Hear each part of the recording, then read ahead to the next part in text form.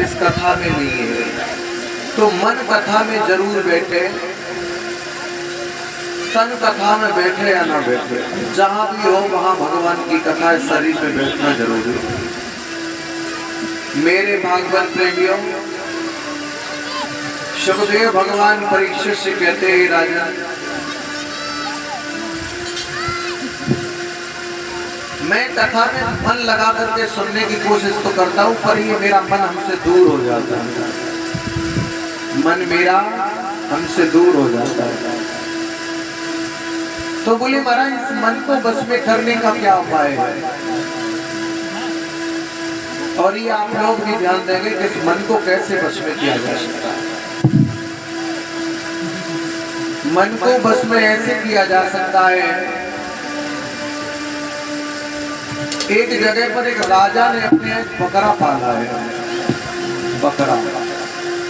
और राजा ने जब अपने यहाँ बकरा पाला है तो बकरा पाल के राजा ने पूरे क्षेत्र में ढिढोरा पिटवा दिया कि मेरे बकरे को जो तृप्त कर देगा उसे आधे राज्य का मालिक बना देंगे,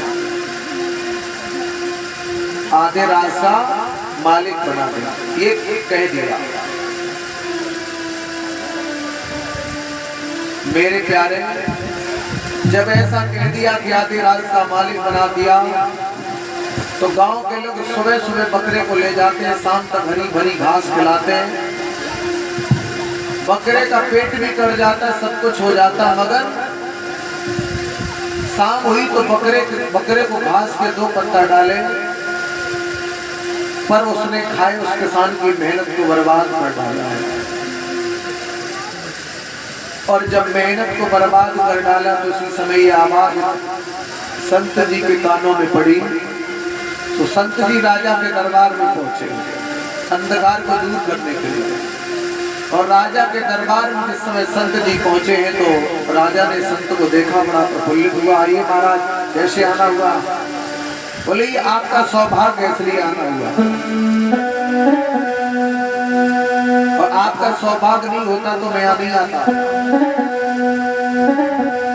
कि संत शिरोमणि द्वारी द्वारी कभी किसी के न जाते, और होती है शुभ घड़ी संत के तभी दर्द हुई पाते।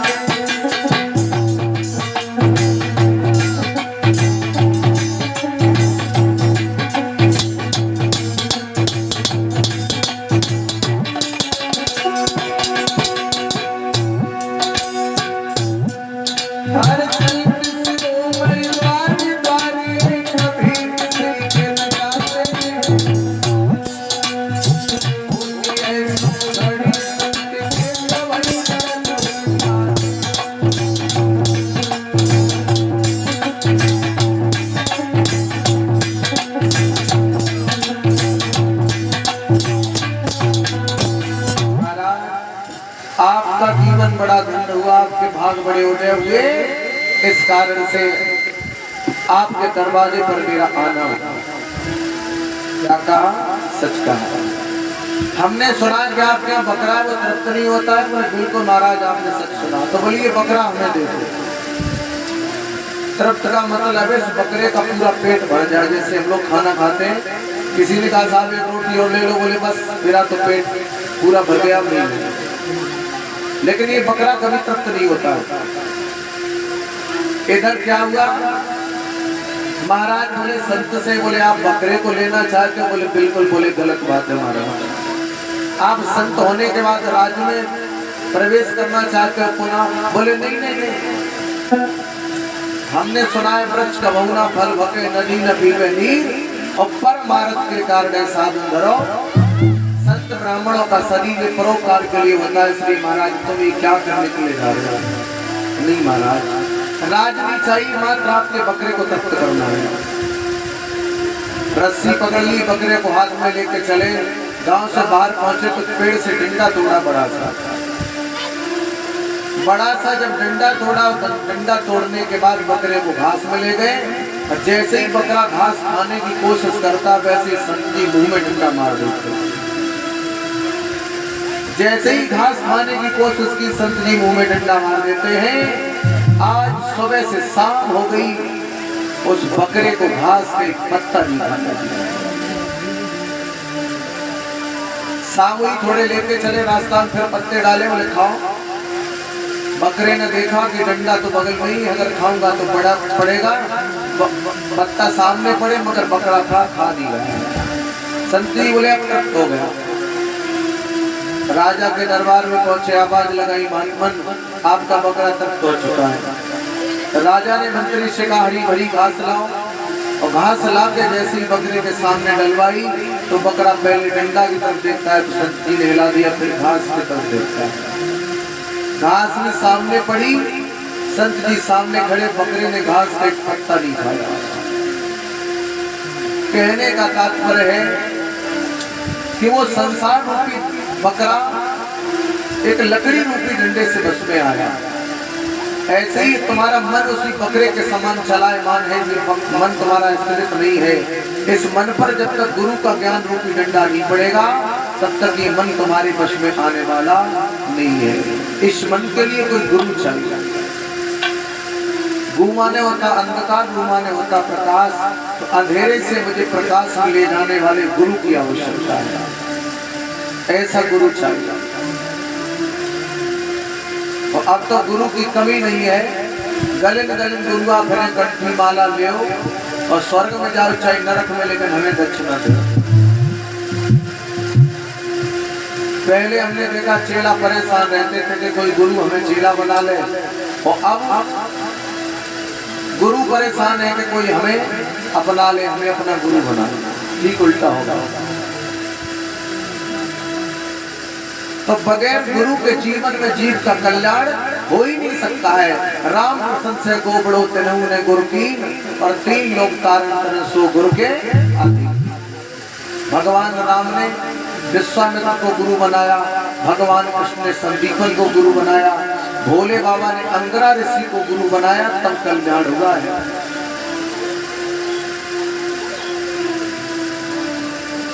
और होना तो ये चाहिए, पति और पत्नी दोनों मिलकर जब तक गुरु मंत्र ना ले लें, तब तक संतान पैदा नहीं करनी चाहिए।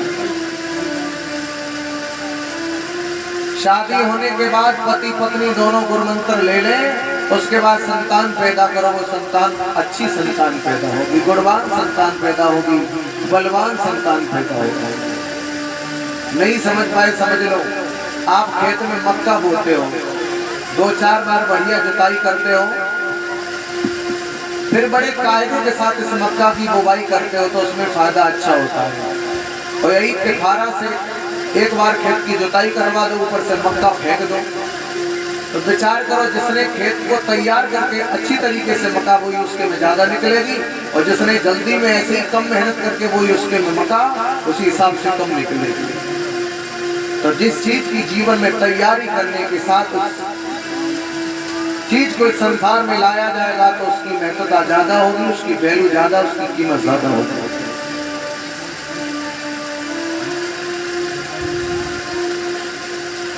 ज्यादा होगी। तो इसलिए संतान भी पैदा करो, तो गुरु मंत्र लेने के बाद संतान पैदा करो, गुणवान संतान पैदा होगा। लेकिन अब तो लोगों ने 2-4 ऐसे काम है हमारे धर्म में, सब छोड़ दिए। नामकरण संस्कार होता था वो भी छोड़ दिया। लोग अब करवाते ही नहीं, अपनी मर्जी से ही अपने पुत्र का नाम रख लेते हैं। तो मेरे भागवत प्रेमियों, यही सुखदेव भगवान परीक्षित को पावन कथा नेम साधने चित्र गोमती गंगा के किनारे सुनाते हैं। तो जीवन में गुरु बनाओ, गुरु बनाने के बाद ही जीव का जीवन में कल्याण हो सकता है। और गुरु का महत्व क्या है? आपने आपका 2 बीघा खेत है, और 2 बीघा खेत एक साइड में ऊंचा है, एक साइड में नीचा है।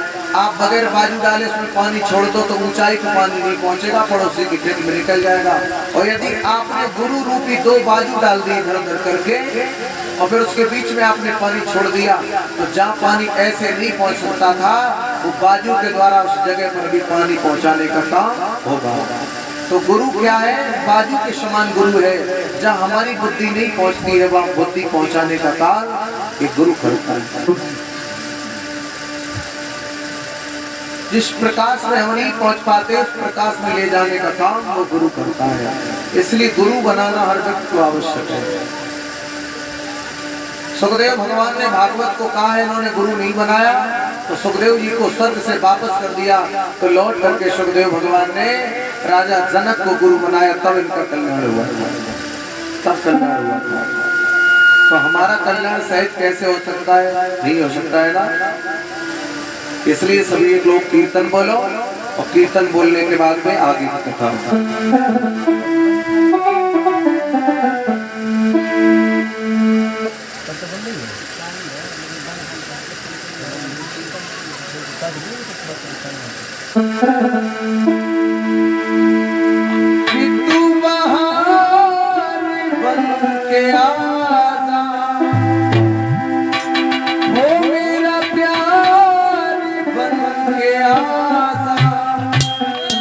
और नैना तरस रहे हैं, दरअसल मुझे तरासा। नैना तरस रहे हैं, दरअसल मुझे तरासा।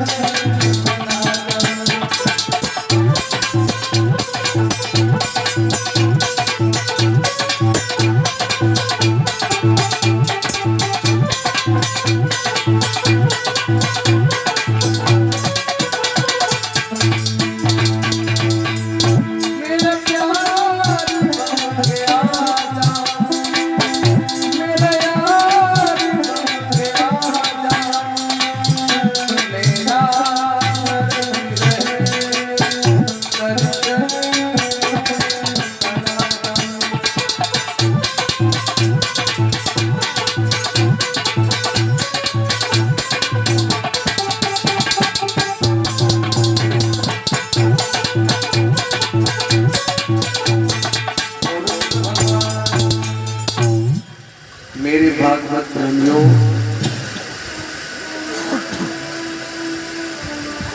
अभी आप भक्त प्रहलाद की पावन कथा को श्रवण कर रहे थे। कल भगवान ने किस प्रकार से 5 वर्ष के बालक ध्रुव को प्रभु ने दर्शन दिया, ये कथा कल आपने सुनी थी। भोले बाबा पार्वती का कैसे विवाह हुआ,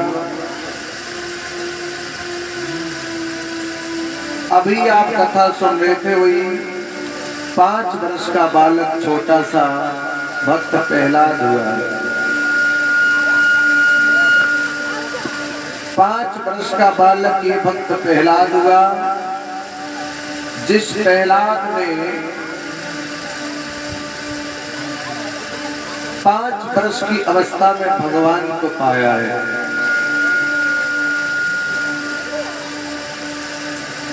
मेरे भागवत प्रेमियों, 5 वर्ष की अवस्था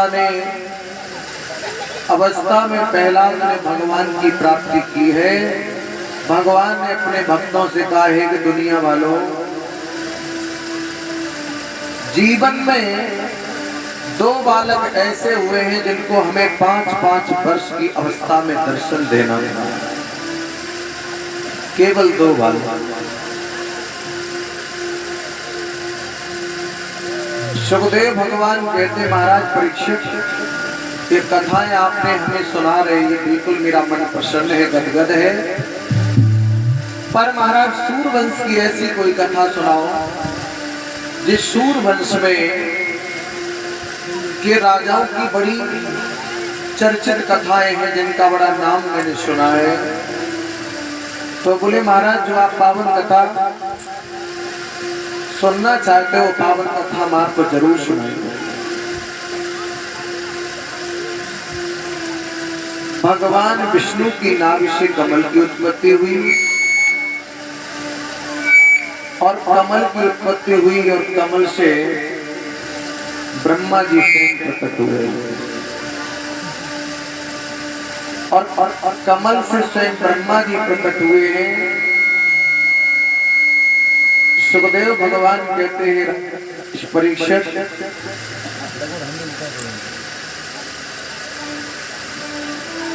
ब्रह्मा जी ने जिस समय सृष्टि का विस्तार किया है तो 4 पुत्रों को जन्म दिया, शनक, सनंदन, सनातन, सनत कुमार। चारों से जब सृष्टि का विस्तार नहीं हुआ तो 10 पुत्रों को जन्म दिया।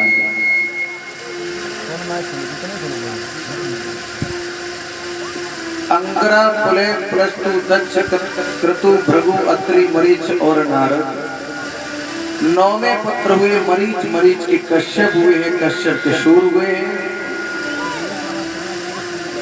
और सूर हुए हैं। इसी वंश में आगे चल के महाराज वैवस्त्र मनु हुए हैं।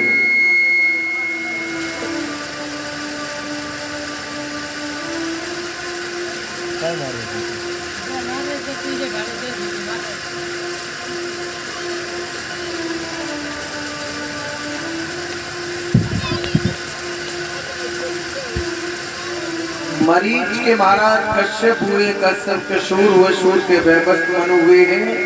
इसी वंश में आगे चल करके महाराज सगर हुए हैं, सगर हुए हैं। सगर के आगे चल के महाराज त्रिशंकु हुए हैं और त्रिशंकु के पुत्र महाराज हरिश्चंद्र हुए हैं।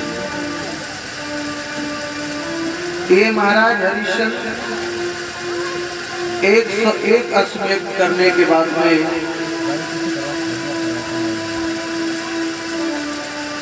101 अश्वमेध करने के बाद में हरिश्चंद्र की जो भी मन की कल्पना होती है वो सारी पूरी हो जाती है।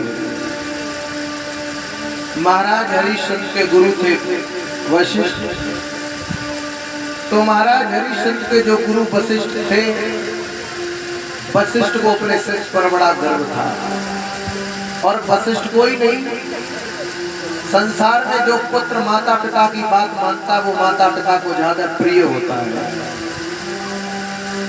चाहे वो बहू हो, काफी बहुएं कहती रहती सास हमें नहीं चाहती और छोटी वाली से बहुत सास प्रेम करती है। वो कहीं ना कहीं तुमने सास के दिल को ठेस पहुंचाया है, इसलिए सास के प्रेम का जो तार था वो तुमसे टूट चुका है, इसलिए तुमसे प्रेम तो है पर कम है। और छोटी वाली वो ज्यादा बात मानती है सास की, और सास इसलिए वो ज्यादा प्यारी है। तो जो पुत्र पिता की बात मानता वो ज्यादा प्रिय रहता है। तो आज उसी समय वशिष्ठ अपने से हरिश्चंद्र की बड़ाई करने लगे कि धर्म कर्म करने में इतना आगे है, इससे हमने ज्यादा कोई आज तक संसार में धर्म ही नहीं देखा। विश्वामित्र से ये बात सहन नहीं हुई। विश्वामित्र बोले वशिष्ठ कि सोना क्या खूब चमकता है,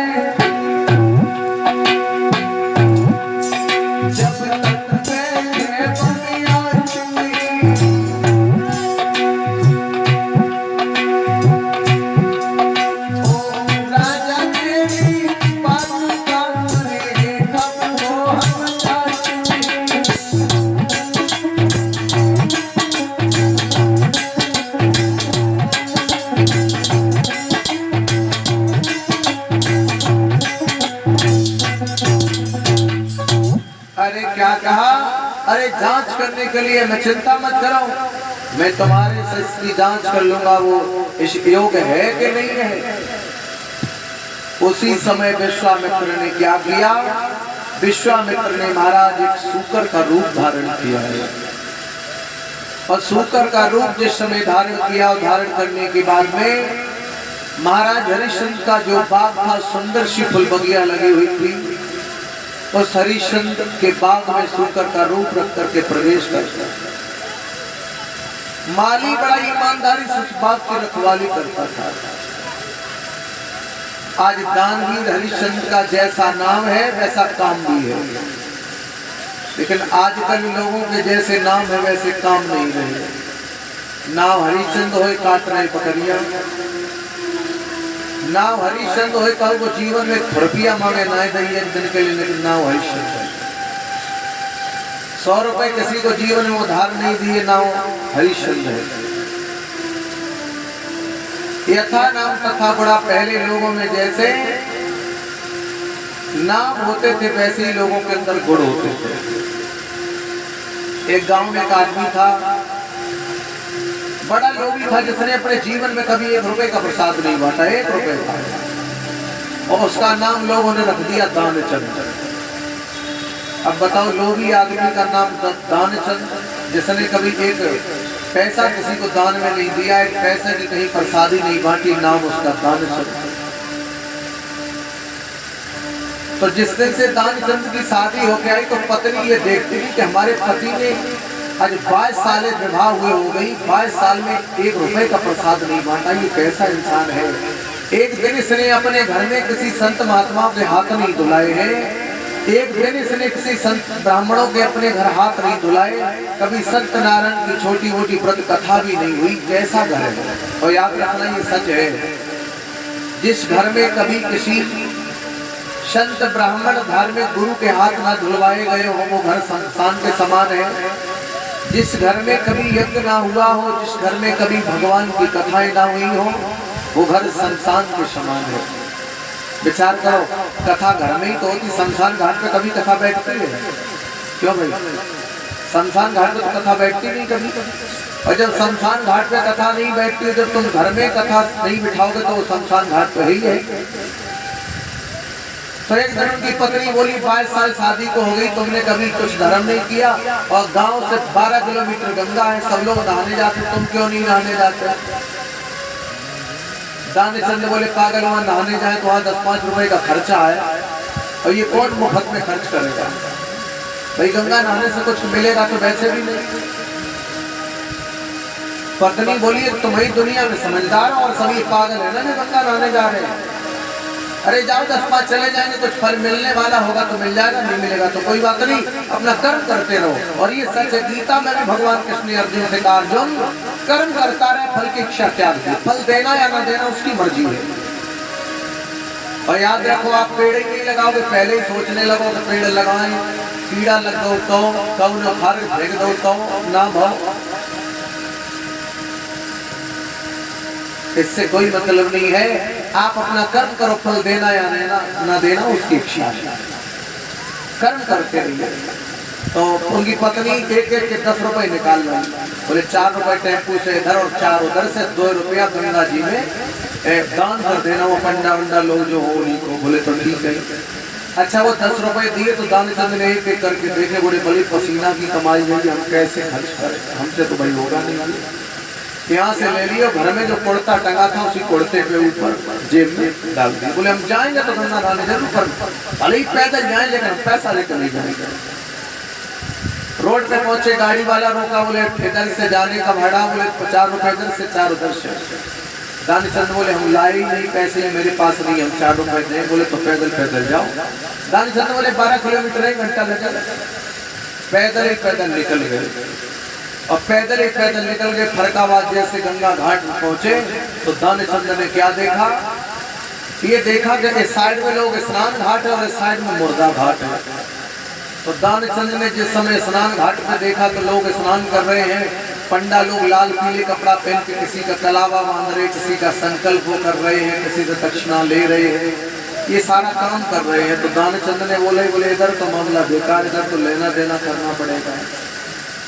और इधर लेने देने का सवाल है, हमारे जेब में कुछ है नहीं, तो क्या फायदा है? इससे अच्छा तो गंगा जी वही है। स्नान घाट पर मुर्दा घाट में देखा तो खाली खड़ा है, तो मुर्दा जल रहे बात, बाकी कोई नहीं। बोले इधर ही ठीक है, गंगा का जल इधर पहले इधर थोड़े बाद में जल तो वही है पूरी गंगा। तो स्नान घाट छोड़ दिया, मुर्दा घाट पर उतर पड़े।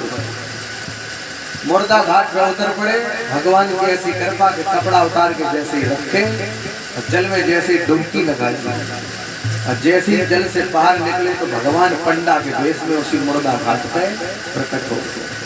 और जैसे ही उन्होंने सर जल से बाहर निकाला, भगवान बोले यजमान की जय हो, यजमान की जय हो। और भगवान बोले भगवान देता है तो छप्पर फाड़ के देता है। दान चंद के आग लग गई आग। बोले तुम लोगों ने स्नान घाट पर स्नान घाट तुम लोगों ने ये मुर्दा घाट भी नहीं छोड़ा, तमाशा बना रखा है। चले आए इधर भी दक्षिणा के लिए, मुर्दा घाट तो छोड़ देते। मुर्दा घाट में तो आदमी तब आता है जब उसकी सारी जेबें चेक कर ली जाती हैं, तो मुर्दा घाट पे इंसान वो घाट भी तो मैंने नहीं छोड़ा। भगवान बोले बड़ा शांति वाला पंडा हूँ, ऐसे वैसे नहीं है, ऐसे वैसे घर से नहीं है। तुम्हारे जैसे दयालु लोग आ जाते, सालों की व्यवस्था कर देते खाने की, हमें कहीं नहीं जाना पड़ता। रामचंद्र बोले सालों की नहीं, हम एक दिन की नहीं कर पाएंगे, और एक दिन की तो छोड़ो, एक बार की व्यवस्था तुम्हारी नहीं कर पाएंगे। बोले हम भूखे, बोले भूखे हो चाहे लंगे हो, हमें उससे कोई मतलब नहीं। भगवान बोले सीधी एम्बुलेंस से घी गाय निकले, क्योंकि मामला इसको ना हुई दानचंद है, लेकिन बड़ों वालों कंजूस है। भगवान बोले सुनो, गंगा नहाने आए हो, ये गंगा का नियम है, गंगा आपके पाप की नहीं है, ये गंगा आपकी धरोहर नहीं है, सबकी गंगा है। हम लोगों को कर्म है दान लेना और दान देना, आपको दान तो यहाँ करना पड़ेगा। भगवान थोड़े चिल्लाए, बोले दानचंद बोले अब तो मुझे लगता मजबूर। बोले दान करो, बोले हमारे पास कुछ है नहीं। भगवान बोले नगद नहीं है तो उधार करो। कोई शांति मिल गई। बोले उधार वाला कौन लेने आएगा, एड्रेस ही उल्टा बताएंगे। रहते हैं महले में बताएंगे, हम जसवंत नगर रहते हैं क्रॉसिंग के पास। बोले तो ले लो संकल्प। बोले कितना, बोले मात्र 1 रुपया भी नहीं दिया, केवल 1 आने का संकल्प करा रहा।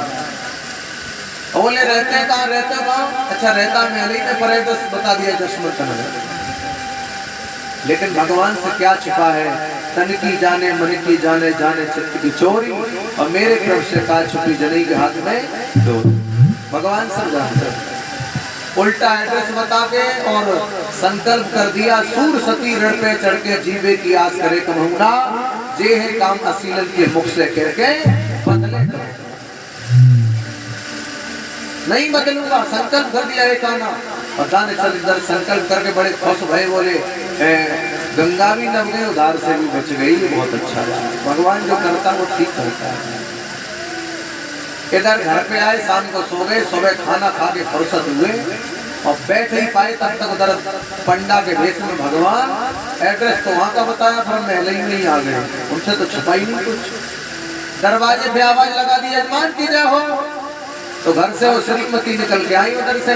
उन्होंने कहा कि कौन हो आप? बोले हम पंडा है, कल आपके पति गंगा नहाने गए थे, तो संकल्प उधार करके आए, वो हम लेने आए। अच्छा वो अंदर पहुंची तो पति से बड़ा गर्म हुई दानचंद से, तुमको जब हमने पैसे दिए थे फिर उधार करने का क्या सवाल था? दानचंद बोले हम ले ही नहीं गए, तो मजबूरी थी उधार करने, तू नाराज क्यों हो रही है? बोले उधार किया है तो दे दो। बोले देने वाला तो सबसे बड़ा सवाल है, देना अगर आता होता तो वो 10 लेके ही नहीं जाते हैं, तो छोड़ के क्यों जाते हैं? स्कूल में हमने पढ़ा तो ला पढ़ा पढ़ता, हमने नहीं पढ़ा। तो बोले वो दान लेने आए, उनको दो। थोड़ी देर तक दानचंद बोले काम करो, उनसे जा कह दो बाबा जी से बीमार हो गए और तुम कल परसों 2-4 दिन में देख लियो। जा कह दो दानचंद बीमार। तो पत्नी घर से उधर से चली आई। पत्नी बोली महाराज अभी वो बीमार हो गए, 2-4 दिन में देख ले। भगवान बोले वाह भाई वाह, मेरा यजमान बीमार है, कोई हानि लाभ हो जाए तो कहने को हो जाएगा, जब तक मेरा यजमान ठीक नहीं हो जाएगा तब तक हम नहीं जाएंगे। मुझे यही व्यवस्था कर दो, खाने पीने के ही बनाएंगे और यही खाएंगे। सूचना दानचंद के पास पहुंची। बोले देना एक आना खा जाएगा 5 रुपए का, ये भी घाटा। बोले अब क्या करें? तो उसे एक मंत्र मालूम था, जिस मंत्र से श्वास रोक ली जाती है और वो श्वास रोकने वाला मंत्र जिस समय उसके पास था तो पत्नी से बोला काम करो, हमें जमीन में लेटाओ और जमीन में लेट के हम श्वास साध लेंगे, तुम दरवाजे पे चली जाओ और पंडा से कह दियो कि दानचंद मरे। और अगर आएगा यहाँ तो अल्लाह जब चेक करेगा हम श्वास साधे पड़े मिलेंगे, न चलेंगे नहीं तो अपने आप लौट जाए। अच्छा, पत्नी घर से निकली हो तो घूमट जैसो नीचो करो तो रोए वो चालू। अच्छा, इन माताओं का रोना बड़ा विलक्षण होता है। ये जब भीड़ भाड़ में ज्यादा इकट्ठी हो तो एक दो रोए रही है, एक दो भाई में ऐसे ही पीछे से बाजा बज जाए चली जाए। और साड़ी को चश्मा बनाए लेती है तो कछु आती जाती कलम गए थे जसवंत नगर और एक पपीता लाए उधर से और हम एक कलीलो लाए, सोल काट के ना खाए पाऊ मर गए। तो भैया झूठी झूठी रोती हुई उधर से चली आई। पंडा ने पूछा क्या हुआ? बोले मर गए। क्या हुआ? बोले दानचंद मर गए। भगवान बोले ये तो बहुत गलत बात है, अब जब तक हमारे यजमान का अंतिम संस्कार नहीं हो जाएगा तब तक हम यहाँ से नहीं जाएंगे। भगवान वहां दो पीछे पड़े। दानचंद अगर एक कदम बढ़ रहे तो भगवान 4 कदम बढ़ रहे। बोले हम भी नहीं जाएंगे जब तक अंतिम संस्कार नहीं। तो उनकी पत्नी पड़ोस में चली कहने के लिए कि हमारे पति मर गए। भगवान बोले रुक जाओ, हमें अनेक रूप भगवान ने रखे, हर गली में आवाज लगा दी दानचंद मरी मरी। लोग उधर से भाग भाग के अभी तो ठीक थे और कछु विरोधी लोग कहने लगे देखो पापी है तो जैसे गंगा जी ना भरी ताई मरी गो, गंगा नान जातो तो ना मर। लोग जिस समय ऐसा कहने लगे लोगों ने मिट्टी को अंदर से निकाल के बाहर रखा। अच्छा, पत्नी को तो मालूम था कि नहीं मरी, जो भी आता है वो छाती ठोक के ऊपर से ऊपर गिर पड़ता है। तुम्हें क्या हो गया दानचंद, कैसे मर गए? तो पत्नी ऊपर पहले ही लेट जाती, बोले मारो ना जी मरे नहीं। अब विचार करो 50 नहीं 100 माताएं बैठी हैं, 100 में एक कहे ना मर गए और 99 कहे मर गए तो एक की चलेगी, जिंदगी ना चलेगी। तब सब रिश्तेदार सब लोग आए गए, कछु विपक्षी लोग गए बांस काट के लाए, वो सीढ़ी तैयार कर दी और तैयार करने के बाद बीच में ही दानचंद लेटे तो 3-4 आदमी उधर से घुसे। किसी ने पैर पकड़ा, किसी ने हाथ पकड़ के उस टिकटी पे रखना चाहा तो उनकी पत्नी और ज्यादा रोने लगी। हाय हाय जे मरे ना है, टिंकू किस्म खाए रे जे ना मरे और चिंकी किस्म जे ना मरे, अपनी जान किस्म ना मरे। लोग कहने लगे अरे किसे पागल है रोज रोज रात सुबह खत्म है वो तब से बराबर हो रही, जगह तो दिमाग खराब है वो। और लोग बोले सुनो तुम जा कह रही कि मरे ना है, तो तुम प्यार कह रहे हो कि मरे ना है, लेकिन ये तो मरी मरी। खूब बने कोशिश की लेकिन लोगों ने जबरदस्ती उठा करके और चिट्ठी पर रख लिया, रख करके लोग लेके चले। काफी दूर तक चिट्ठी चिल्लाती रही, 3-4 मोटी मोटी उठी, पकड़ के उन्हें बिठा लिया। बोले अब तसल्ली धारण करो, जो किस्मत में लिखा होगा वो होगा। लोग चल पड़े और लोग जिस समय चल पड़े तो लोग कहते हैं राम नाम सत्य है, राम नाम सत्य है। विचार करना, ये राम नाम सत्य ही आदमी को जिंदा पे बताना चाहिए कि मरने के बाद? क्यों भाई जिंदा पे बताओ कि राम नाम सत्य है तो वो भी सुने, मरने के बाद तो खुद चिल्ला रहे का नाम नाम सत्य पर वो नहीं सुनता, उसके तो ढक्कन बिल्कुल बंद है।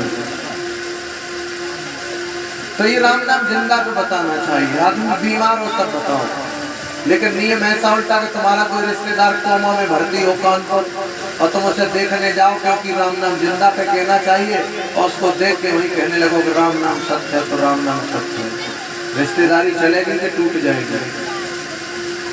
टूट जाएगी, क्योंकि हमारा आदमी बीमार है, तुम कह रहे राम नाम सत्य को लोग समझते हैं, जब आदमी मर जाता है तो कहाँ जाता है। दानचंद को लेके चले शमशान घाट में, पूरी प्रक्रिया की गई, कंडा लकड़ी ऊपर से रख दिए गए। भगवान बोले दानचंद मर भले जाए लेकिन दान करने के लिए हाँ नहीं करेगा। भगवान बोले कान में कुछ मंत्र बोलेंगे हम, तवार लगाओ। बोले ठीक है, तो कान से थोड़े कंडा लकड़ी हटाए। भगवान बोले एक काम करो, आया हूँ वैकुंठ से तुम इतना था जोड़। दानचंद ने सोचा मुझे लगता कान में भगवान बोल रहे हम वैकुंठ से आ गए, मेरे से रिश्ता जोड़ लिया। दानचंद ने जैसे ही आंखें खोली और जो ही बाई वाले पंडा को फिर देखो सोई आंखें फिर बंद कर गया। बोले जो तो वही वालों पीछे ही पड़े। भगवान बोले खड़े हो जाओ, नहीं तो आग बिल्कुल तैयार है, मरना पड़ेगा।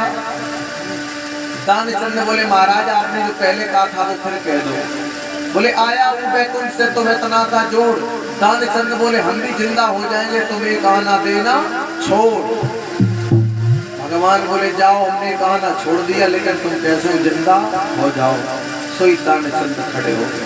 बोलिए गोविंद भगवान की। तो लोग मरते मरते मर जाएं पर दान करने की जो इच्छा है वो अरमान है, मरे हुए हैं तो कभी उनके हाथों से दान हो ही नहीं सकता है। तो ऐसे महाराज दानवीर हरिश्चंद्र है।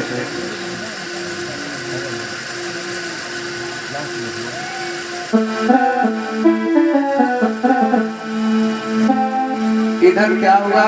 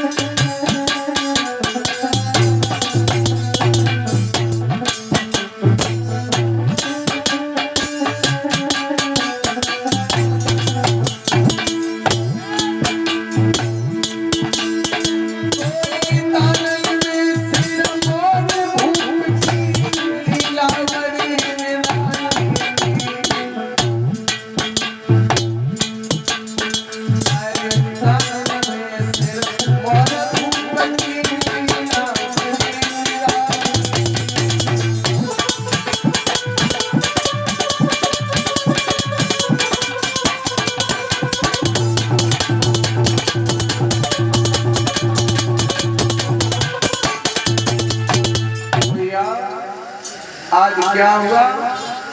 महाराज हरिश्चंद्र की पत्नी का नाम था यथा नाम तथा गुणा। जैसा पत्नी का नाम वैसा ही पत्नी में गुण। जिसका नाम तारा जिसने वास्तविक पति को तारा। और आज आपके घर में अगर झगड़ा होए और लड़का को ब्याह करो तो पत्नी ढूंढ के लाना शांति। क्या नाम पत्नी का? शांति ढूंढ के लाना। तो नाव जरूर शांति होगा लेकिन पूरे मोहल्ला में क्रांति फैलाए। अब बताओ नाव शांति देवी पूरे मोहल्ला में क्रांति फैलाए जाए। अच्छा किसी से पूछो बोले तुम्हारी पत्नी का नाम क्या है? बोले हमारी पत्नी का नाम है खुशबू। और ठंडे में 15-15 दिन नहाती सो लोग बदबू के मारे मरे जा रहे। नाम खुशबू। विचार करो क्या नाम? बोले नाव चमेली। और घर में गोबर की मां का है और नाव चमेली। क्या नाम? बोले नाम है ज्योति। और नाव ज्योति। और घर में लालटेन लेके घूम रहे। ज्योति में कभी लाइटिंग। ऐसा नाम रखो जो जवानी से बुढ़ापे तक चले जाओ। उस नाम में कोई समस्या पैदा नहीं होनी चाहिए। पहले कितने अच्छे अच्छे नाम होते थे माताओं के। गंगा देवी, यमुना देवी, लोंग श्री, फूलमती, चमेली,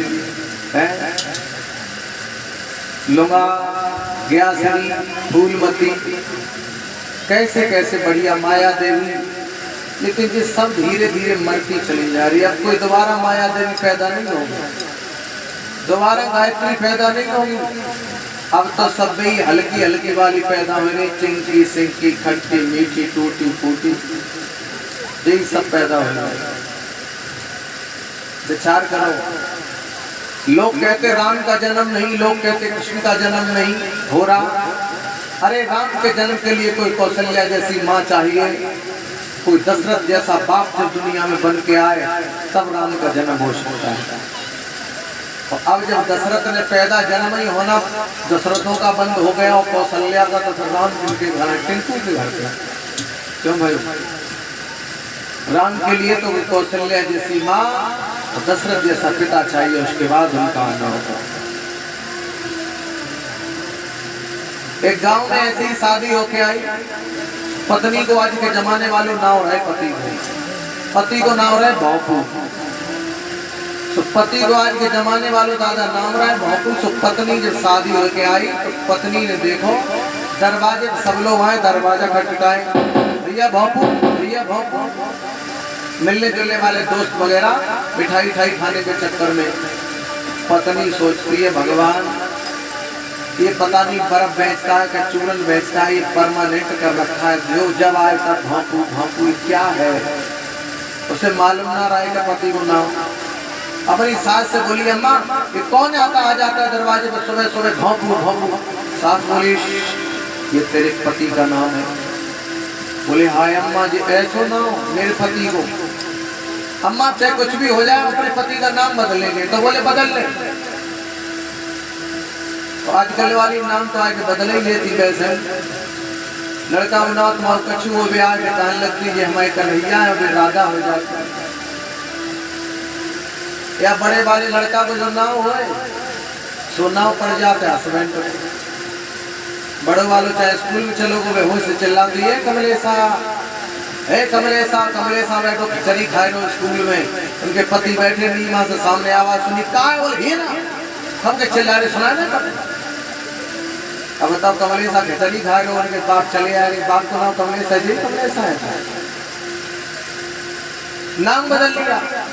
बोले अम्मा हम नाम बदलेंगे चाहे कुछ भी हो जाए। बोले तो बदल ले।